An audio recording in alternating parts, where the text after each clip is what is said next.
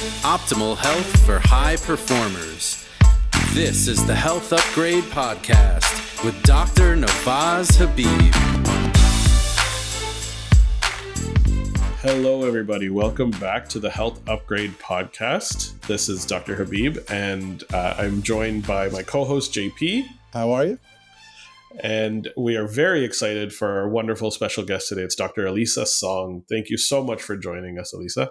What an honor. This is one of my favorite topics in the whole wide world. So, of course, I jumped at the chance to speak with you guys. Of course. And we love talking about development, and we love talking about what it means from a cellular standpoint. But we actually get to talk to you about the practical sense of how do we help grow healthy, happy kids. You've recently released your book, which is absolutely wonderful, Healthy Kids, Happy Kids. We are all parents here, slightly different stages along the lines. I'm definitely way behind you guys, but not too far behind. So you can learn from our mistakes. I'm learning That's the from key. your let's not say mistake. Let's say I'm learning from all the good things that you guys have done. Yes, it's an opportunity. Best practices. Wonderful. So I'm excited to jump into this because you've worked with kids your entire career, I imagine. Mm-hmm. What was the initial driving factor to become a pediatrician? What was your inciting moment that said, let me do this? You know, I actually always wanted to work with kids and, or little creatures. my first desire, I remember when I was in middle school, I thought, you know what, I want to be a vet and live in a big barn and take care of every single kind of animal on the planet. And, I'm not going to say that being a vet is like being a pediatrician, but kind of similar, right? And so then I thought, well, I don't know. I loved babysitting. I loved working with kids, and I was a lifeguard over the summers. And so I have a lot of patience with kids, maybe more so with my patients and my own kids, but they're so fun and they light me up. And so I always wanted to work with kids. I just didn't know in what capacity. So when I went to college, I actually thought, maybe I'll be a teacher. And I was always interested in children's advocacy, doing better for kids. And so I actually landed on being a lawyer at first. I was going to be a children's civil rights lawyer, took the LSATs and everything my junior year, and was a public policy major as an undergrad, because I thought, well, let me go, on Capitol Hill, and I'll fight the good fight, right? And then it just dawned on me, you know what? I'm not going to actually be working with children. I may be serving them, but I really want to have children in my life. And so that's kind of how that path went. The reason why I didn't look at pediatrics at first was because my mom was an OBGYN, and she was busy. She had, yeah. I mean, her office was attached with a little, I guess you'd call it an in-law unit that she converted to an office. And so we were lucky she would come out every night and have dinner with us. But she was seeing patients, through late evenings. And of course, back then, you delivered your own babies. And so, she was gone a lot of nights. And I just thought, well, if that's what being a doctor is like, I don't know that that's for me. So then you pave your own path. Yeah, that's absolutely. That was exactly my experience. My father was an OBGYN, and he had an interesting story about why it is that he became an OBGYN. It's a little different from yours, but it was the fact that when he's doing residency, he saw lots of different, an internship, he saw lots of different types of fields. And he said, in cardiology or in oncology, the Monday morning conversation is who died over the weekend. Whereas in OB, or I would imagine in pediatrics, it's not like that. It's, who did I deliver today? Who had a child this weekend? And I'm sure with kids, I'm sure there's occasionally terrible stories, but by and large, you're dealing with healthy visits or things that are, not terminal or in just depressing. They're kid things. It's good. Yes. I mean, you, especially in the delivery rooms, I remember in residency, just this baby would be born, and for the most part, not needing any interventions. Right. Mm-hmm. And then you would see like the moms and the dads and grandmas and were like crying with joy. And it fills you up. I mean, a lot of times I'd be crying right there with them, but then, it's been really a little disheartening for me to see some of the studies on physician satisfaction and the top, pediatrics and family medicine, which is the other primary care specialty that cares for our children.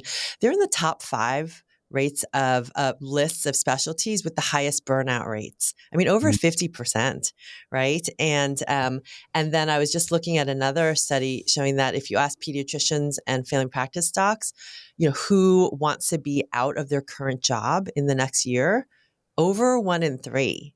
And Wow. so we need to think differently about how we're caring for our kids, but caring for the practitioners who care for our kids.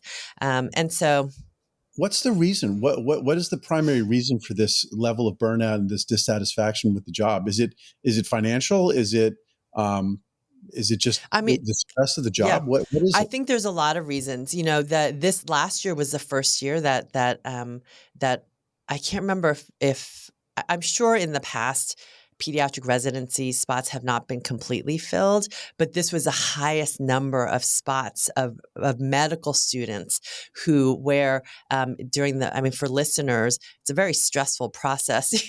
There's one day where you match with your residency program and you put down your wish list of residency programs that you want to go to, and they do the same for you. And pediatrics was one of the highest specialties that remained unfilled for the residency spots this past year.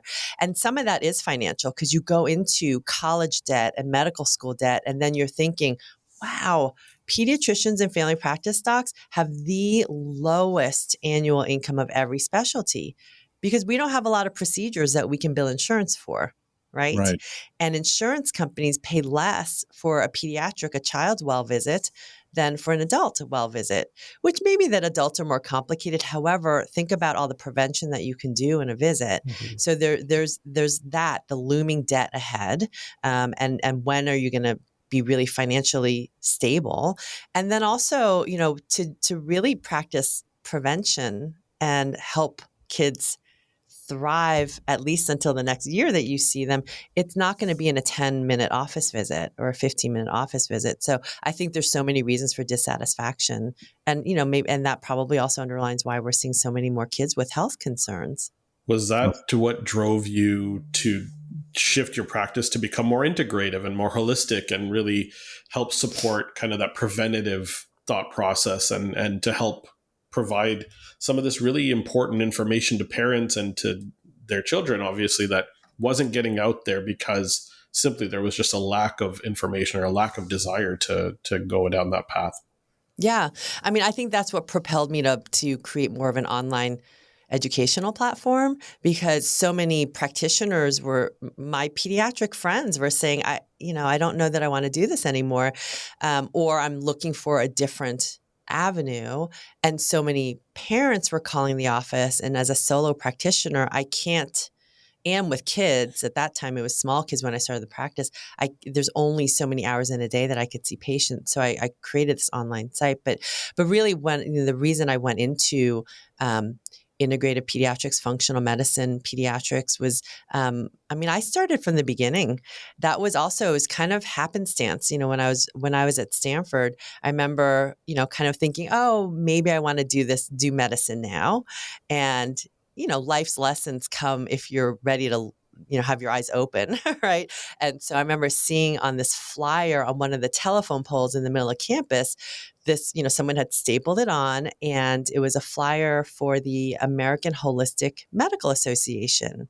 And that was back in 1990. Okay, so this was, quite a while ago, right? And I remember being, again, a junior and thinking, what is this thing called holistic medicine? And so I actually drove myself down to the Santa Clara Convention Center and I listened, and I was so blown away. There were folks who were just really starting to get known, like Andrew Weil and Deepak Chopra and Joan Borisenko. And what they did at that point was really open my mind to this concept of mind-body medicine. And so it was kind of with that passion and kind of new wonder of what medicine could be that I actually started medical school in that way. So I'm lucky. I didn't, a lot of people come to this because they've maybe had a health crisis of their own that conventional medicine couldn't solve, or a family had a health crisis. And that fortunately wasn't my story. That's an interesting story. And just so you know, I actually graduated 1 year before you, so it's not that long ago. It's not. I'm We look the constantly same as back then. exactly. That's what I tell myself. I lie to myself regularly about that. I'm not going to tell you guys when I graduated, so we're not going to have that conversation. Yeah, we have enough kids in our practice now. So it sounds like your mission is to not only treat kids, but you want to educate them and you want to educate their parents about what it means to be healthy going forward and how to be healthy. I always said to my wife when she first got pregnant with our first child, she said, what do you want it to be? Do you want a boy or girl? And I said, I had never really thought about it. And I said, I don't really care. I want happy, healthy, and smart in that order. I've now subsequently added and to live for as long as possible. So maybe they're the first kids to live to be 1,000. Who knows? I know that that's coming, but we're happy, healthy, and smart. And I love the fact that your mission is happy kids, healthy kids. And so, tell us a little bit about how you've managed to bring that into what you've sort of described as the modern practice of pediatrics is 10 minutes once a year with the kids. How do you get there? And obviously your book is a big part of that, but how do you get that? Yeah. Well, and that really should be the goal, to raise kids that can be thriving, joyful, and self-sufficient, independent adults. I mean, this is, and we always have to, when we're thinking about the goals, I always tell my kids, if they have some goal in mind, like let's say Bodhi, he'd like to be on the more advanced soccer team. He's on club soccer, and there's 2 levels. And so, he really wants to be on the top tier. And we said, well, how are you going to get there? That's your goal. But now you have to reverse engineer. You have to start where you are now and think, okay, what are the steps that I need to have taken to get to that point? And the same thing with kids. We don't just magically have these children and, provide them food and shelter and lots of hugs and kisses, and then poof, they're ready to be independent adults. And in fact, what we are seeing now is a crisis of kids who are not ready. Kids who are, from an emotional standpoint, from a physical and immunologic standpoint, from just even a practical life skills standpoint. So for me in my practice, when I started the practice, I started my practice in 2004 as a functional integrated pediatric practice. So it's always been like that. And I've always had longer visits. I mean, the first visit is typically an hour to maybe an hour and a half if a family is coming to me and they already have a kiddo with some sort of a chronic health concern. Maybe they've been diagnosed with juvenile arthritis or Crohn's disease, or they have ADHD and either they're on meds and they're not working or too many side effects, or they would like to try to avoid the use of medications, right? So lots of different scenarios. And in those cases, I really like to have, a 90-minute visit to really go over the patient's story, from even before they were born, kind of unraveling, what factors got them to the point they are now, so that then you can really fine tune and pinpoint, well, how do we move forward? Because, in functional medicine, we could order a gajillion labs. We could recommend, a super long list of supplements. But it's, if you know your patient's story, then you can go a little bit more sequentially and really hit some of the bigger needle movers first. So I'd say I think it's very challenging to do this in a setting where you have super short visits. You could potentially, if you are in that kind of a busy, let's say corporate insurance model where they are looking, their quality improvement measures are looking at how fast you can get that patient out the door and chart and move on, and your billable time.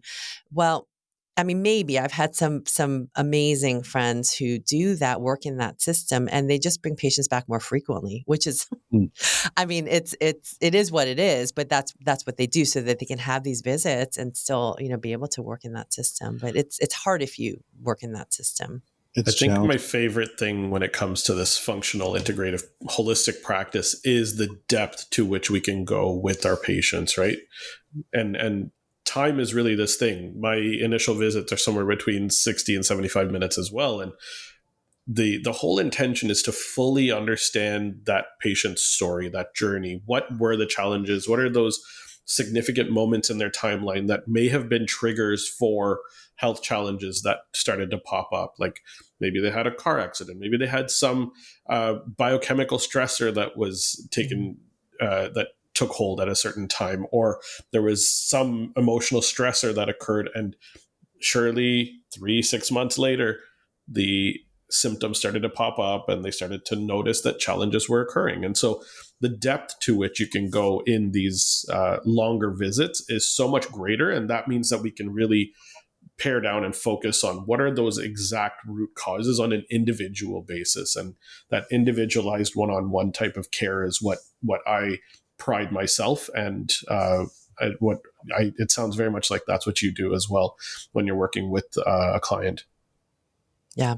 Yeah. It's so important. And I love that you said root causes, because I think one of the things that that has inadvertently happened over the years since functional medicine really has become, I'm not going to say it's mainstream yet, but so many individuals and families are looking for underlying root causes and not just Band-Aid medicine. But there is a belief still among, I think, too many people that there is a root cause, right? Like one root cause, and that you find that, and that's going to be sort of the panacea for everything that's gone wrong. And that's just not the case. I mean, there often, like for children, there may be something that was the straw that broke the camel's back. Like that's the incident that we can pinpoint to. Oh, okay, it was after this infection or after this, intervention that, okay, things really changed after that. But there's a backstory always. I mean, there's a buildup to how that child's immune system or nervous system, was slowly becoming dysregulated to the point where something did tip them over the edge. And for children, in telling the story, and I think also this is true for adults too, but especially for children, we have to go way back to, mom and dad, even before trying to conceive, and see, what are the factors that were really, epigenetically modifying dad's sperm and, mom's eggs, and that when they meet, like all of those environmental influences. And I mean, I was looking at this fascinating article looking at telomere length, and we know, I mean, telomere length is something that we can look out for as a longevity marker, but Mhm. there are factors in utero, like mom's diet, being on a Mediterranean diet, can actually lengthen your baby's telomere length at birth. There's going to be so many factors that we uncover. But bottom line, I mean, for a baby in front of you or for a child in front of you, we don't just start from the moment they're born. We start, before in utero. But dads don't get off the hook. I mean, we have to look at what was happening even before they were conceived. Mm-hmm. Yeah, we've talked about this before on the podcast a little bit about epigenetics and how there's generational effects from everything from starvation, trauma, and other things that happen in the parent's childhood that the offspring then are dealing with, because their epigenetics have been shifted as a result of something that happened to the parents or even grandparents. Yeah. An interesting biological fact. You mentioned something that I thought was pretty interesting about telomere length, and I've been doing a little research and looking at how telomere attrition and telomerase, which reverses that. Telomerase is the enzyme that actually rebuilds the telomeres. That's affected by stress, Mm-hmm. and so just the old 100 years ago, grandma would say, oh, you're pregnant, put your feet up and eat bonbons. Yeah. Don't be stressed. Don't stress out a pregnant woman. There were reasons for that, um, mostly observational and sort of handed down wisdom. What we're finding now is that there's a scientific justification, a scientific Yeah. basis for saying that women should, when they're pregnant, be less stressed. They should, have a better diet. They shouldn't be taxing themselves to a point where they're in that chronic sympathetically activated state. Yeah. Well, and when you think about, I mean, maternal stress can absolutely impact your fetal HPA response and Mhm. stress response, not just, when they're infants, but even into adolescence, we can see that. And many cultures worldwide, even once a baby's born, there is a nurturing of the mom that takes place, a specific diet that, that is brought to the mom. I know in Korean culture, I mean, there are certain, I remember my mom, she would make me vats of pig feet bone broth. And I was like, okay, I don't want to look at that, but I'll eat it. It's delicious. Right? And seaweed soup to build up your blood. And you weren't supposed to go outside. I mean, my aunt was like, oh my gosh, you're going for a walk? You have to just relax and, be covered up from, but Indian culture, Chinese culture. I mean, there's so many, and we've we've lost that. And, many women are just expected to, go back to work right away, or even if they don't go back to work.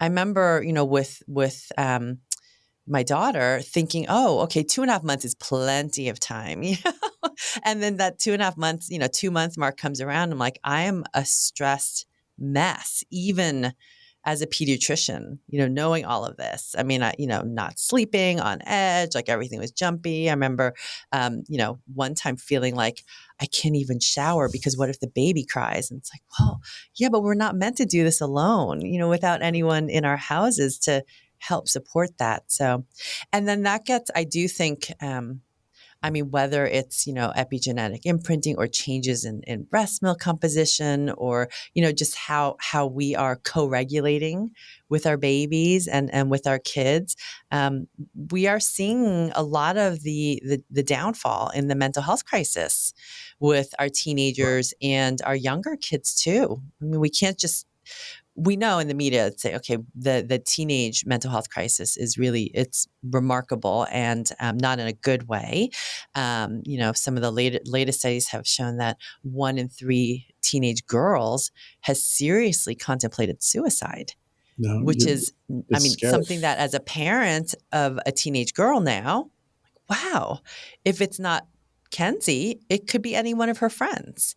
Yeah. And how are we going to be attuned to that? But that stress response and resilience doesn't start when they're teenagers. We have to start that when they're young. Right.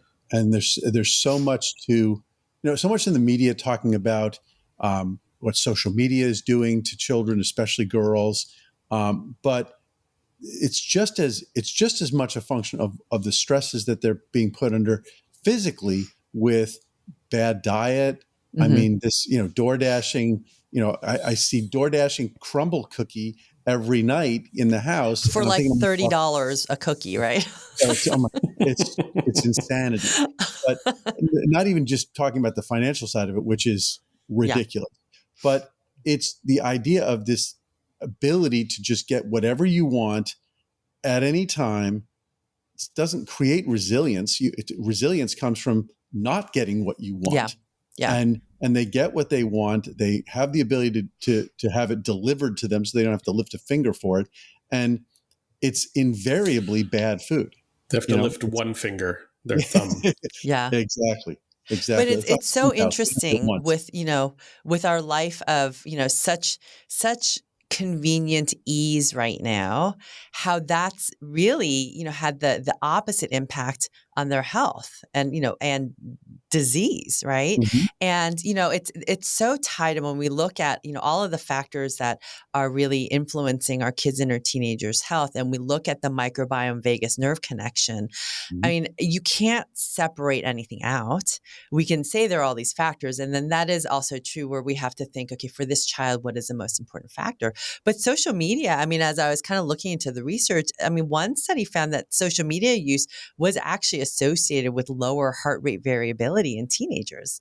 right? And Sure. on the flip Stress. side, having higher heart rate variability could in a way predict the kids who were less likely to get addicted to social media and, screen time and video game use. So, all of that. And then, video game use, a sedentary lifestyle alters your microbiome, not for the better, right? Which then impacts the gut brain connection. So it's all this sort of, it's this perpetual vicious cycle. And so we just have to think, for this child in front of me, where can I break that cycle? Like, what's the first thing I can do to break that cycle so that then there can be ripple effects to the other areas? Because otherwise it gets so overwhelming. Okay, no social media, no screens after 10, no boba tea with all the, added sugars, no this, no that. And we have to say, okay, not no to this particular thing in the moment, but yes to, having more time face to face with your friends, yes to, being more clear on your exam the next day. Yes to, not feeling as grouchy with your friends, whatever. Yes to having clearer skin, all that. So it's tough now to be a kid. And I think it's really tough to be a parent because we're like, where do we start? Yeah. You want to say no to all the things that are bad, but then you seem like the tyrant and they're out of touch with the rest of their friends. It's really important for every no, have a yes. As you just said, I always try to say no, don't have the crumble cookie, but you want a glass of milk with some honey in it. That's and I've got two of my kids who think that that's like the greatest treat ever. I've reintroduced dates in the house, and they like dates. So better than having a piece of chocolate or having a thing of Starburst. I'm not even sure what Starburst is made of. I mean, it's this waxy stuff that I feel like it's a candle. Oh yeah, they're eating a candle. So, well, it's about giving just as acceptable swaps. And also empowering our kids, even at a younger age, educating them on the why, because it doesn't, at some point, just because mom or dad said so is not going to cut it, or, just saying, well, it's unhealthy for you isn't going to do it. And preteens and teens, they are savvy. They're doing their research. I mean, my kids in middle school were on whatever kids scholar site, looking up articles. And so, you want to give them the tools to be able to understand, well, why is this? And how am I going to make a choice for myself? Even in the moment, if in the moment it's not necessarily the choice that mom and dad would want me to make, I understand that this is the choice I'm making.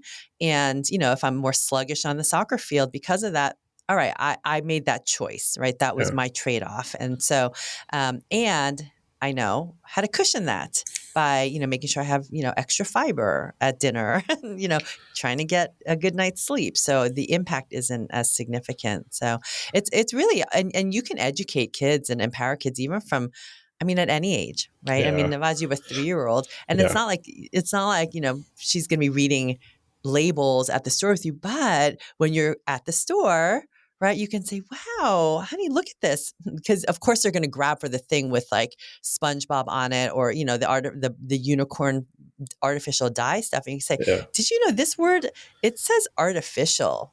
Like, do you know what that means? That's fake. And, kids know what fake is, right? It's such a great example because that literally happened with my kids 2 days ago. We were driving through Toronto traffic, which is a pain. And so we stopped for a short break to walk around, and we went into the grocery store to get ourselves a small snack. And we went through the fruits and we looked at what the options were. And then they said, can we go and look at the other treats? And I will absolutely attest to this. My 7-year-old now reads food labels, and the thing we'll look at the ingredients, obviously, but we'll look at the sugars and what's the number beside the sugar. Right? If that number is over 10, we know we're not getting that thing. That number is too high. We want it to be as close to 5 or lower if we can.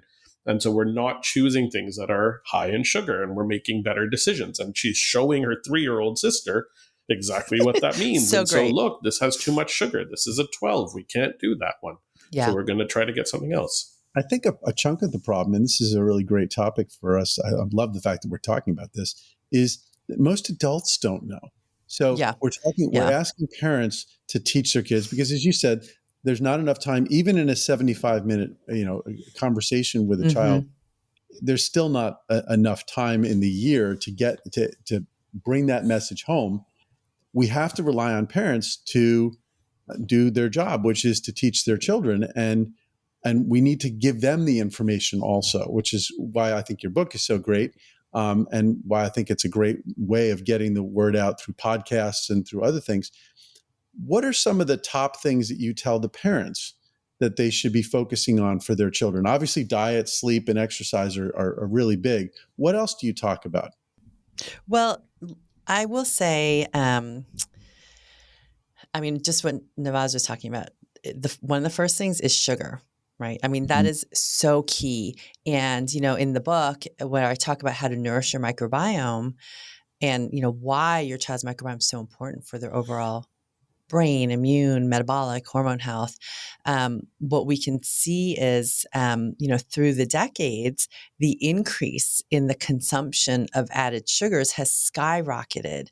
And especially I don't know this particular number, but probably in the last decade with the advent of, Starbucks on every single corner. Right. And now there's a boba tea or boba guys, around, maybe multiple on the same street with lines out the door.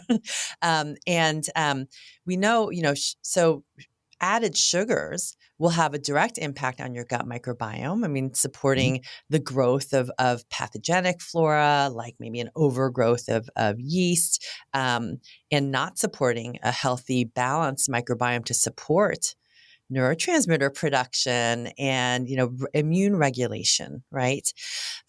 At the end, it's insidious. Like JP, like you said, so many parents don't know. So in my book, I actually have a pullout. You can actually link to a PDF.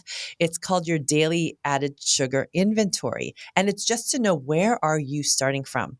Like, where are these hidden added sugars creeping in that the food industry doesn't want you to even pay attention to? And you think in the most innocuous things, like, I'm going to point out this one sandwich bread that I was buying at Costco. It's, Dave's Killer Organic Bread, 21 seeds, multi-grain, high fiber, high this, right?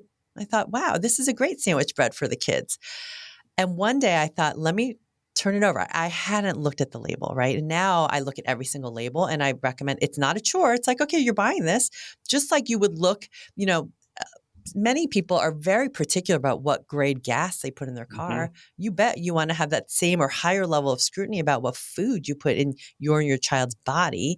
And so, when I looked, I was like, wow, one slice of bread has a whole teaspoon of sugar, 4 grams of sugar.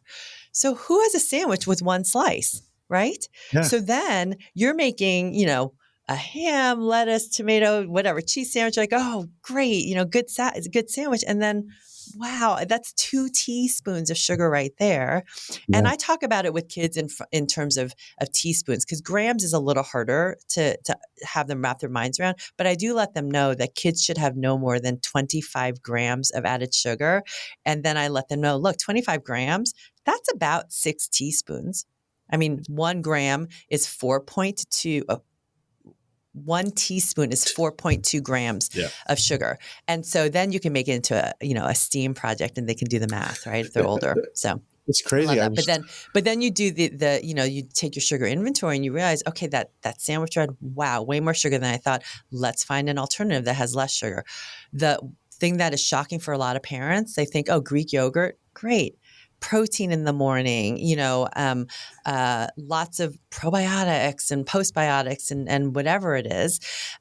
Well, if you buy the one with, instead of buying, the strawberry one, I was buying the vanilla Greek yogurt because I thought, well, of course there's less sugar in that. So much sugar. That has more. And even the strawberry and the vanilla Greek yogurt, one serving can have upwards of, maybe 8 teaspoons of added sugar if you're not buying the right kind. And so you're sending your kids off with this sugar bomb, and then their blood sugar roller coaster goes up. We know that blood sugar dysregulation in kids and adults affect mood, affect memory, affect attention and focus. It does affect your heart rate variability and your stress response. And I'm seeing, even in fit middle schoolers, athletic, on sports teams. They look slim, they look lean, right? And I'm checking their lab work, fasting insulins, fasting blood sugars, and they are too high. They are already in, sort of a pre-diabetic or pre-diabetic state. And I'll look at these teenagers who this was just the other day, kiddo who's he's on the football team. I mean, he looks fit. And yet I'm like, wow. Okay, if your goal is to be as lean and fast and, as strong as possible, pouring sugar on your muscles, sugar is a tenderizer. Like you are just negating, a lot of the hard work you're doing. So maybe cut out that daily boba tea after practice and swap it for some sparkling water and have boba tea maybe once a week with your friends. But the average teenager now is having, remember, no more than 6 teaspoons of added sugar in a day. The average teenager is having 34 teaspoons a day, Yep. right? No, And it can easily get in, right? The average adult, at least 19 teaspoons. So we as parents have to have our eyes wide open and realize, okay, where is it sneaking into our diets? Then we can, help our kids to understand. For example, you go to Starbucks in the morning to get your coffee, and you like your I don't even know them because I don't drink coffee, but some of these like espresso drinks that have mocha latte caramel, frappuccino. mocha, I mean, I just saw a little sheet that showed that I think one of them that was pretty popular had something like 68 grams of sugar in it. Absolutely. I mean, divide that by 4, you're already at 17 teaspoons there. And I think to myself, that's sanity. And I saw, maybe it was Dr. Stephen Gundry was talking about, I think it was talking about that a bottle of Coca-Cola has more sugar in it. And I'm not talking about the 64-ounce one. I'm talking about just a regular bottle of Coca that people would drink in one sitting. That has more sugar in it than the average person in 1850 had in a year. Oh, I believe that. That is, but it's not. Sugar is terrible. It's literally a poison. It's actually a drug. But it's also the highly processed carbohydrates that are being put into foods to replace fats. This is one of my big pet peeves is this messaging out there that low fat food is going to make you thin. Well, no, it's not. Fat doesn't make you fat. Carbohydrates make you fat. And if you eat highly processed carbohydrates, have you ever taken a really highly processed piece of carbohydrate and started to chew on it and just kept it in your mouth long enough, it starts to get sweet. And you say, any piece of bread will do that, right? I mean, it's crazy. It's turning into sugar. That's what it does. It's processed to the point where literally almost anything will just break it right into sugar. So you're eating something, even if you take a piece of white bread and you say, oh, this doesn't have the added sugar in it.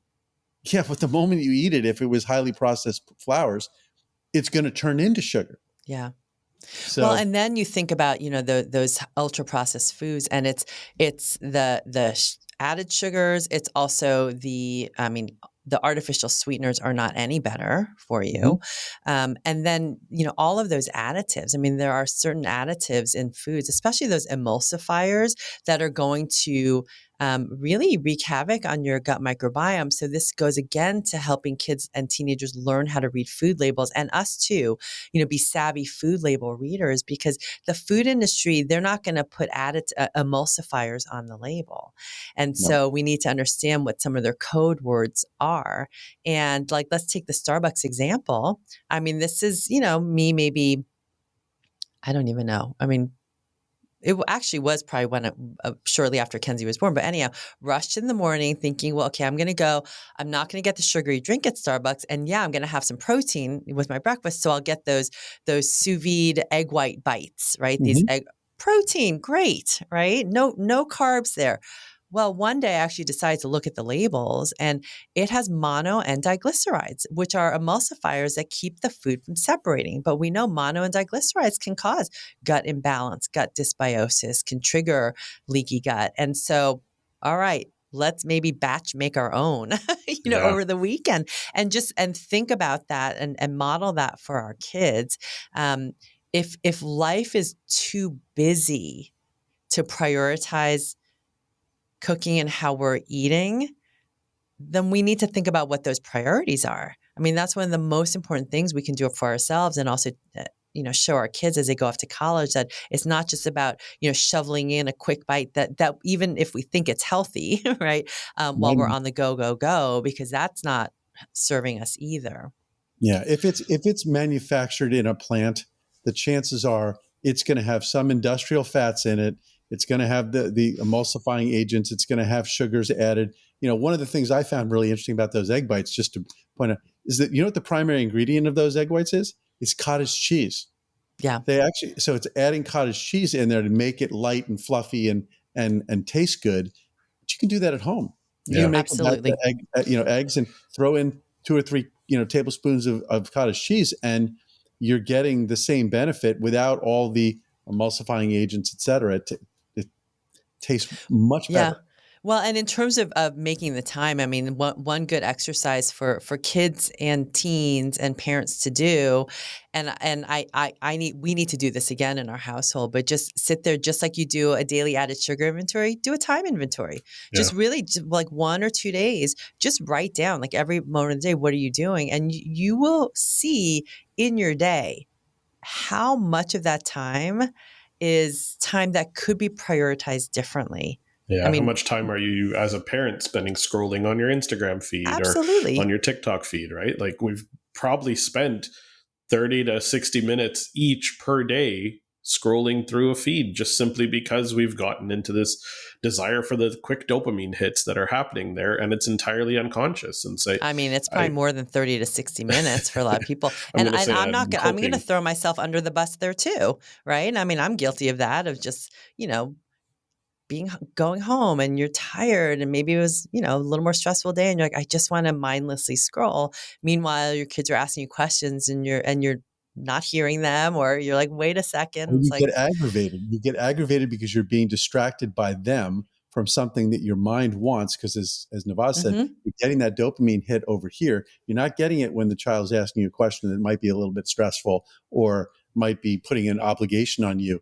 It's very difficult not to become aggravated. That's why you got to put it down. I've literally sworn off. I haven't been on Instagram other than to post information on health. That's I right. haven't Yeah. been there to actually just sit and scroll in probably 2 or 3 months. Yeah. And it's amazing how much more time you have. You got to train your brain to go to something that you really care about. Train your brain to, when you have that idle moment in the car or sitting down, you've just finished a workout and you're drinking some water to rehydrate. Instead of scrolling, think about that problem or think about that issue that you care about, and you don't need it because you're rewarding yourself by doing something that you care about. Yeah. I think the most important thing here, from just a quick perspective, is we want to use those tools because they are tools. We want to be able to use them and not have them use us. Yeah. It's so funny that you say that, because I talked to my kids and I finally actually got through to them about social media. I said, when you get online and you go to Instagram or TikTok or something like that, it's all free. I mean, everything you're doing is free, right? But these companies are worth billions and hundreds of billions, even $1 trillion market valuation. How did they get that much value if the product that they're providing is free? And they sort of went, well, yeah, that doesn't make sense. And I said, because that's not the product that they're selling. You understand are the what they're selling is your attention. They're selling to advertisers you. So when you go online, you are literally becoming their product. Yeah. How do you feel about that? Are you getting paid for that? You're not. They're paying you back with dopamine hits, okay? And they're distracting you, actually sucking you away from things that are actually going to make your life better. And you're giving to them for free. Yeah. So remember who the customer is, where the money's coming from, and what the motivation is. The motivation is to keep you hooked for as long as possible to sell advertising time. Well, and that's, same thing with the food industry when teenagers say, well, I want that what is the thing that's coming out now? The fluorescent green, Prime Monster drink just in time for Halloween, right? Or like, well, it's my decision, right? And then, teenagers, they want to be able to make their own decisions. But when you explain to them, look, there are, food scientists in the back of the office, in these food industries, they're like mad scientists that are concocting whatever they can to make their food as addictive as possible so that you actually are not in control of what your taste bud and your brain wants next. Mm-hmm. And those marketing gurus, same thing. Like they are making sure that all of those messages in the marketing in front of the label are making it so that your brain actually really doesn't have a choice but to want that. So if you really want that control back, you got to take it back and make those empowered decisions. That is so. I actually know people who are in that industry, and that's exactly what they do. So you're absolutely spot on. They're in the back room trying to figure out how to get you hooked. And I remember, this is it doesn't take that much to figure it out. My daughter was about 9 years old, my oldest, and she was a little overweight, and we were starting to get her on the treadmill, teach her about exercise, et cetera. And we went over to my in-laws' house, and they always had a big plate of cookies after dinner. And they were good. Trust me, they were tasty chocolate chip cookies. And I saw her. It was actually Thanksgiving time. She was outside, and she was sitting on a swing all by herself. And so I walked outside thinking, did somebody say something to her? And I said, "Why are you out here?" She said, "Dad, I told myself I was only going to have one, and I finished it. And all of a sudden, I realized that I was eating a second cookie." And she said, I have no recollection of actually picking the cookie up or starting to eat it. She's like, it literally was something that I did. And I said, the only way I can stop this is to leave the room. And I thought that was so incredibly prescient. Like she figured it out. Absolutely. At 9 years old, she said, something took control of my body. And that's what they're trying to do. Same thing what they're doing with the social media with the dopamine. They're doing it with sugar. They're doing it with that. I've said to people, it's like the growth in the food industry, by definition, should not be greater than the growth of the population. Because if everybody's eating the same amount and eating the right things, then the only more food that you're going to need is only if your population goes up, and presumably with better refrigeration and better storage and better, better routes and logistics, that should actually come down because there's less wasted food. Yeah. We're not seeing that. What we're seeing is more and more and more food getting eaten, and the food industry is making more money because they're getting better and better and better at getting us to eat more and eat bad things that are cheaper to make. And so we just got to fight back against it. Well, and that's, our kids and our teenagers, they are the current and future consumers, right? And so, really teaching them how to be savvy food label readers, be savvy in what they do on their screens and how they're living. I mean, it's really, it's so important.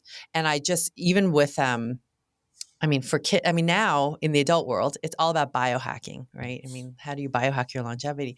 I'm like, but why should people have to? If we could get to a point where kids and teens knew how to live in a way that's going to sustain their longevity and their health span, then they wouldn't need to biohack when they're, that's my goal, right? That's what I want. Biohacking has to come back. And I realize it's a bit of a tangent, but we're living in an island in time right now when antibiotics work. And antibiotics were truly an amazing miracle of the pharmaceutical industry, that we now have the ability to treat something that used to kill tens of millions of people every year. It was a primary cause of death, was infections that are now treated with just, a Z-Pak.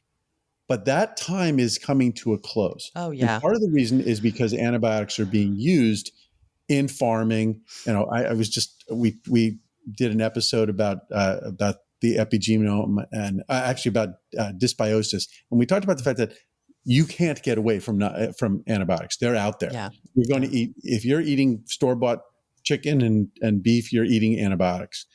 But we're coming to a close on that timing. And I say to myself, we've lost all of the things that 100 years ago people knew about how to be careful and how to treat wounds at home so that you didn't just stick a Band-Aid on it, but you managed that wound because you knew that it could kill you.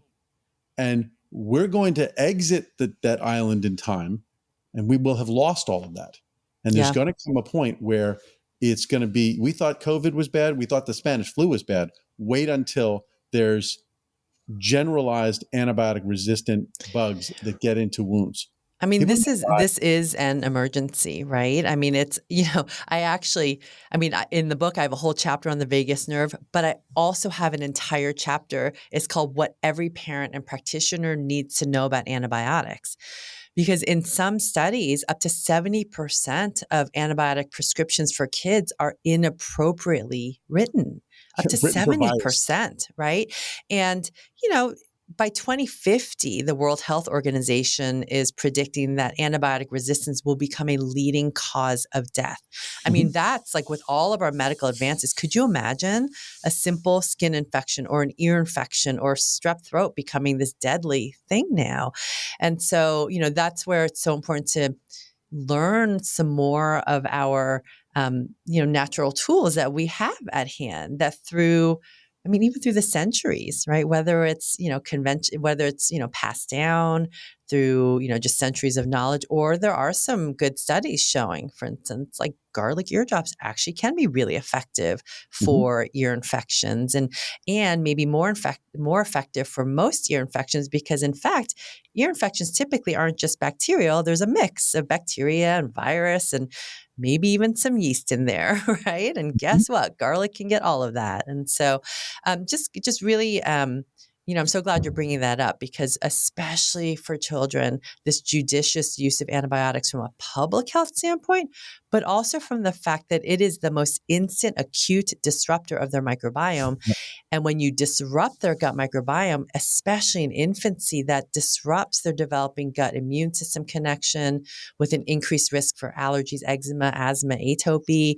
It increases their risk of disrupting the gut-brain connection with a higher risk of mental health concerns when they're older kids and teenagers. So if we want to unravel these epidemic, this epidemic of chronic disease in kids, which are largely immune and, neuropsychological problems, we need to think, well, what is going with their gut? And it's true. I mean, even if they're not given oral antibiotics, there's the antibiotics in their food. There's the glyphosate that acts as an antibiotic, and just being really aware, minimizing when we can, and then supporting the growth of a healthier microbiome in all the different ways that we've already been talking about, by lowering sugars and reading food labels.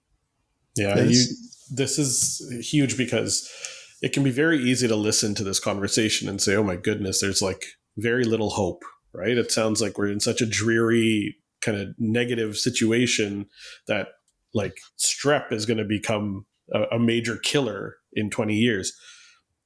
Where do we start from a rebuilding, kind of creating hope, actually having actionable steps perspective? I know you in your book break down kind of the 5 steps of supporting the microbiome, getting it back to an optimal level. Let's go through some of those initial steps that people can take, because there is hope here. We need to know that there's definitely hope. There's always hope. Otherwise, we wouldn't be doing this, right? Exactly. And for me, as a pediatrician and as a mom, you have to have hope. I mean, that's just, you have to be able to picture a different life, a different, health outcome for your kids. Otherwise it won't happen. I mean, you have to, they say everything is created twice, and the first it has to be created in your mind. And so we have to have this picture of vibrancy that we're moving towards. And that's one of the first steps, is kind of a mindset shift, because in this time where it can, you scroll on social media, it can be doom and gloom, and we're picturing all of these diseases that, oh my gosh, I don't want my kids to have. If you hold that picture of that disease in your mind that you're trying to run away from, it's a different way of living than taking a proactive, I'm moving towards this picture of vibrant health. And so, we want to have that knowledge, empowerment, and it's got to also be fun. If it's not fun, it's not going to stick. I mean, we all know, like you try a different diet or you try different, sleep, devices or ways to optimize, and you're like, it's not fun. I'm not going to do it anymore, right? I mean, this is for us as adults, and so there's no way we can expect our kids to stick with it. And so everything in the book is really meant for families and for kids, and not to. And the reason why I call it the 5 things for microbiome magic and put it in a wheel is because with each of these 5 things, first of all, it doesn't matter where you start. You start with, I always recommend to parents and kids, start with the lowest hanging fruit. I mean, if your kids eat 0 vegetables and thinking about getting like one tiny little leaf of spinach on their plate is causing you to have palpitations and, really, then don't do that. There are other things that we can do because everything's going to move the needle forward, move the wheel forward. You just start one place. And these 5 things are things that we're already doing every single day. So I also want parents and kids to know, I'm not telling you to add on something else to your day. I'm just asking you to, with knowledge, think about how to make tweaks in how you're doing these things so that you can support your child's microbiome and create that microbiome magic. And so we've already spoken a lot about what things you want to keep out. And, when I think about, so the 5 things, how you nourish your microbiome, what you're eating, how you breathe, or you're engaging your vagus nerve, how we're moving our bodies, hydrating and sleeping, right? We have to do all of these things. And many of us are not doing them as well as we could. But if we think about how do we do this in a way to nourish that, amazing ecosystem inside of us, whose sole purpose really is to keep us healthy and happy. If we keep them healthy and happy, then it puts what we're doing also in a different light. I've had kids kind of have a light bulb moment of, yeah, I mean, I take care of the world. We learn about the world's ecosystem, and I have this ecosystem inside me.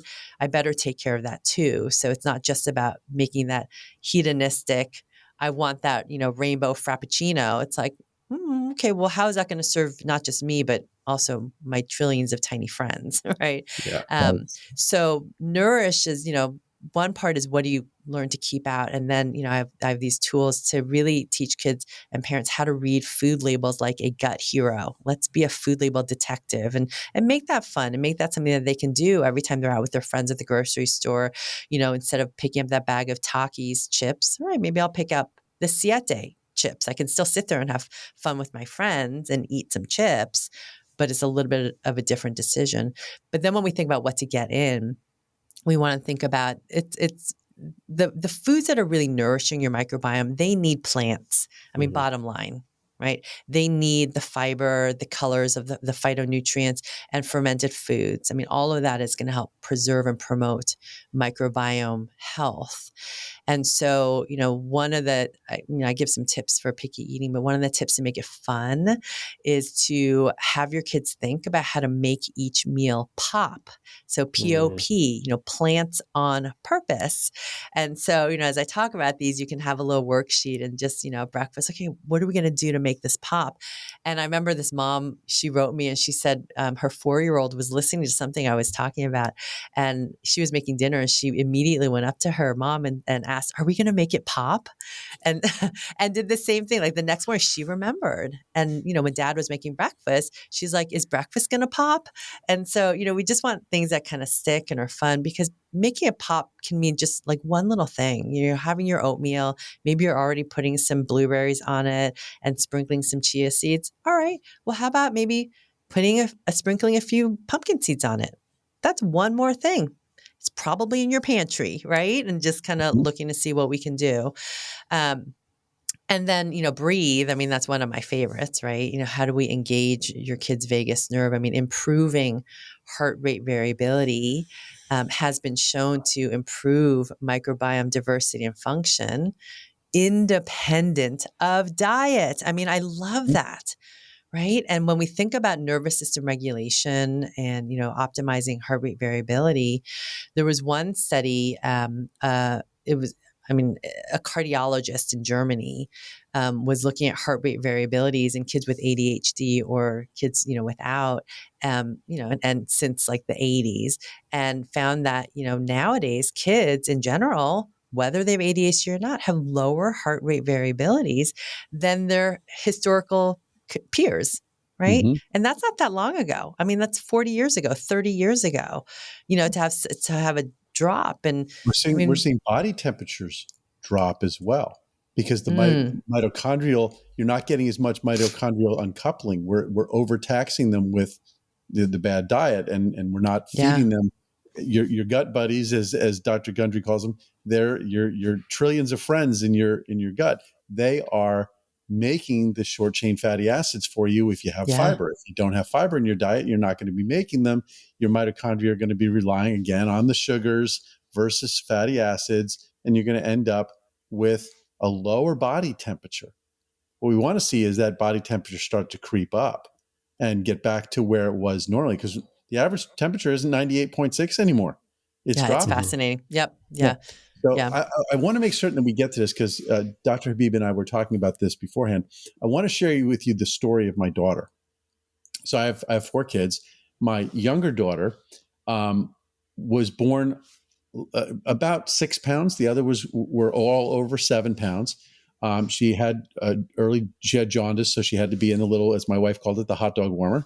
And and then as she grew, she started to experience infant eczema that got Yeah. progressively worse to the point where she really had pretty severe atopic dermatitis. And then around age 5, she started experiencing headaches coupled with Mm. stomach aches like 4 or 5 times a week that would be pretty brutal. I mean, it would make her cry, and she would end up probably at least half the time vomiting. And then after that, she would just literally completely pass out and be out. Wow. Yeah. And I was aware of what this was and wanted to see what we could do to treat it without having to go too aggressive. But around age 7, I remember very clearly my wife was on a business trip and my daughter was in bed trying to go to sleep, and she had eaten the wrong things and she was scratching in her sleep, and she literally cried herself to sleep and saying, "Why am I like this? What's wrong?" Mm. And when I picked her up because she fell asleep in my bed, I picked her up, put her in her bed. The sheets literally were speckled with blood from the scratching on the back of her legs. So I called my wife. I was on a business trip, and I said, "We're going to start to use the vagus nerve stimulator that I developed. We're going to start using it on her." And my wife was in favor of it. And within 2 days, the eczema had cleared up by 90%. Her headaches that she was having 4 or 5 times a week, she did not have another one. She had maybe had one for the remainder of the year. But the thing that I found so fascinating was at the time that we started, her teachers were telling us that she was a little slow. And I didn't believe that. What I hadn't anticipated was, as she began using the vagus nerve stimulator and as it was correcting all of the inflammatory problems that I thought were physical issues, it was having an effect on her brain development Mm-hmm. in a way that was so profound that I'm telling you, she will tell you, and I have witnessed as her father now over the last 7 years, an unbelievable transformation cognitively. She's now a freshman in high school, just starting her freshman year. And she's taking practice SAT tests and scoring like 1500s. Okay. She took 4 years of math in 2 years. She was the valedictorian of the school that she's Yeah. at. And so I'm sharing the story because all of the things that you're talking about, deep breathing, getting your gut microbiome in functioning properly, it's going to have a cognitive benefit that I don't think even as scientists we're fully appreciating why it works. I think we have some of us have a pretty good idea, but I think the general community doesn't even understand. And getting that cognitive benefit is making what I said at the beginning. I want my kids happy, healthy, and smart. And I think what we're realizing is if you do the first 2, you're going to get the last one also. Yeah. Well, and that's where one thing, and one of the reasons why I like to talk about the science too behind, the vagus nerve and heart rate variability for kids and for teenagers and for parents is because, a lot of kids nowadays in the States, they have a socio-emotional learning class, an SEL class, where they're doing yoga and they're breathing and they're doing all the things, but it's often the class that a lot of kids kind of roll their eyes at, or like, oh, it's time. That's time when I can just go to sleep or gab with my friends. And so it's put on this other plane of, oh, it's just to be happy. It's just for your mind, right? But when you understand that, what I tell kids and teenagers and parents is, look, the reason why we do this work, the reason why we want to support your vagus nerve is multifold. And the fact that you feel good and calm and peaceful afterwards, that's amazing, but that's really a positive side effect of it. The real reason is because it lowers chronic inflammation. It balances your blood sugar. It regulates your hormones. It helps your brain work better. I mean, all these other things that, sure, you feel good, but all these other things are happening on the inside. And that's why we do it. We might do it in the immediate moment because we feel stressed and anxious, but we have to remember that, stress is not a bad thing. It's just when it's kind of, perpetual and chronic. And so learning how to engage that, stress regulation response is really important. So it's got to be put on a different plane, because then too, when you're doing this work and let's say, I mean, I've had kids where, that psychological stressor is the main trigger for their eczema flare, right? Mm-hmm. But then what's a common response? Oh, then it's just in your head. Right. And it's like, no, it is so real. And this is why we want to not separate out the mind and the body. Absolutely. There is no separation. I mean, we know that inflammation, if you inject inflammatory media into the gut and even just into the interperitoneal space, not into the actual digestive tract, you will cause inflammation in the central nervous system. In fact, you can actually cause animals that have seizures to have a seizure. You can trigger a seizure simply by making peripheral inflammation. So what we have to see is there's no dichotomy between the brain and the body. They are the same thing. Yep. And we have to just, we have to treat your body in part because you're treating your brain. And we have to remember that everything we perceive, everything we experience in life is experienced inside our brains. That's where we are perceiving things. And so everything you're doing to fix your body, by definition, is going to fix your brain.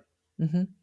Yeah, and that's why we have to move and sleep and manage our microbiome and do all of these wonderful 5 things that you've listed in the book, Elisa, to ensure that we are working towards creating that optimal health and that optimal child who will develop into an optimal functioning adult who is resilient and capable and able to then go and pass those wonderful tools on to the next generation and the next generation. Because what we need to do, and I appreciate this conversation, is the subject of the conversation is pediatrics, but in reality, it comes down to the parents.